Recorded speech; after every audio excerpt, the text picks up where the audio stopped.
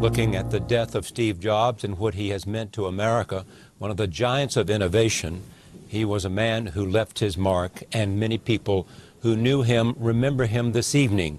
One of the people is Eric Schmidt, who is now the chairman of Google. He was on the Apple board, but more importantly, he's been part of the community that Steve Jobs was in, and he also is a man who could consider himself a friend. So I'm pleased that Eric can come with us this evening to reminisce and talk about this man who had such a profound impact on the world in terms of what he said, what he did, and how he changed the way we respond and react to the things around us. I began, Eric, with this obvious question. What's his legacy? I'm sure he'll be remembered as the greatest computer entrepreneur in history. I doubt anyone will be able to do the things that he's done. Remember, he did them twice, first in building the first version of Apple and then the second one. He'll also be seen as the person who perfectly merged art and science in a community that doesn't have a lot of artists. In many ways, Steve proved that artists win and nerds don't. I've never seen anyone with those skills, and I am concerned we'll never see anyone like that in the future. That's how profound Steve's artistic and technology union really was for all of us. What was his passion? When I spent time with Steve, he talked a lot about solving end-user problems, solving consumer problems, but doing it in an artistic way. He saw beauty as a part of everything he did. If you look at his history, he obviously was involved with Pixar and movies and so forth. He cared a lot about how the average person, the average human around the world consumed things. Was it beautiful? Was it artistic? Was it clever? If you look at the Apple stores and the art there, over and over again, he is a combination of technology and artist. An analogy would be from history would be Michelangelo, who did both. There have been very, very few such people in history. It is often said about him that he understood design better than anybody else. And in saying that, some people did not recognize that he understood technology. You are a technologist. You were formerly a chief technology officer at Sun Microsystems and have had a distinguished career and came out of that kind of academic background. Steve had a different academic background, but most people in technology gave him credit for his understanding what about technology? Steve was so brilliant that he was able to actually span both fields. That was what was so extraordinary with him. When he was running Next, for example, I and a set of people out from Sun Microsystems who were working on a technology called object-oriented programming, including people who'd done research and PhDs in this area, went over to visit him. He spent an hour explaining what he was doing with such passion that he convinced us that he was right, and it took us another half an hour to find any holes in his argument. He saw us confirming, and he ran out to try to convince us even more so. That was the level of depth that he understood technology.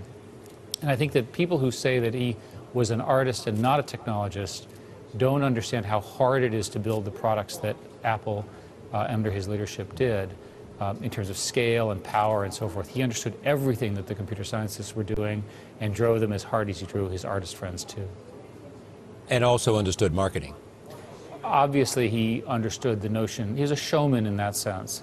The unveils, at the board meetings, for example, he would love to have all the new products and unveil them one by one and talk about how they were going to change the world. He took great pride in the products that were built and that we all use today. It is said that he didn't suffer fools easily. I think all such creative people are so passionate that they don't have a lot of time for people who sort of don't get it. And I think it's fair to say that Steve was one of those people. Steve, however, inspired great loyalty among the people who worked for him and people who worked with him.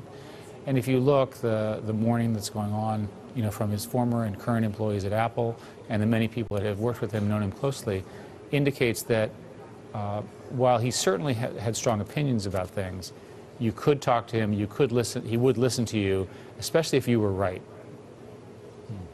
What's interesting, too, this evening is that most of us Most of us are directly connected to him because we have an iPad, we have a phone, we have a Mac computer.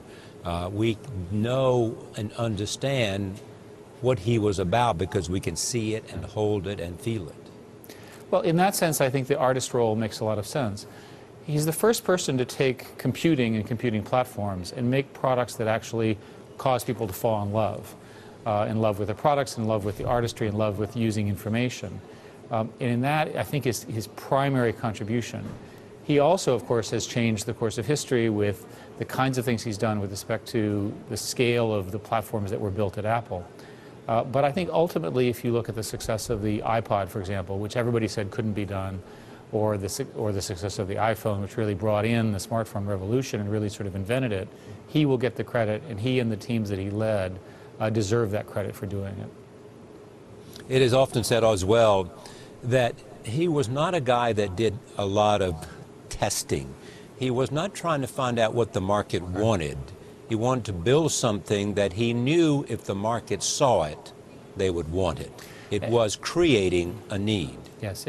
What's important about this particular founder, he has had a particularly good sense of what people wanted from technology because they wanted to solve real problems. And he would famously, for example, not add a second button to the mouse because the mouse only did one button. For a while, his computers didn't have the equivalent of CD drives way back when because he didn't see the need. And that approach, that sort of tough love approach, worked because he was able to sort of capture the imagination and solve the problems in a different way. Apple as a company has that ability to move its customer base forward in a way that the personal computer industry largely has not. You were on his board. That's correct. What was that like? Well, it was great fun and it was a great honor for me. The people, of course, at Apple are very smart. And working with Steve is fascinating because he does listen to you and he has great ideas. So there were lots and lots of conversations about where the company could go and so forth.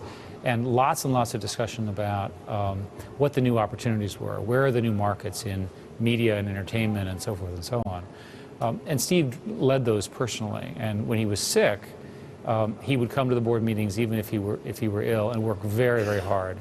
One of the things that I think is worth saying is that he did suffer at some times during his illness, and I think none of us would want to go through the suffering that he went through. And I think that in his legacy, we need to recognize his courage in the face of his own mortality and his own health. And this went on for 6 or 7 years under extraordinarily difficult medical situations. He lived, as far as I know, as long as anyone possibly could with the medical diagnosis that he did, and he did it with tremendous courage that most of you have not heard about.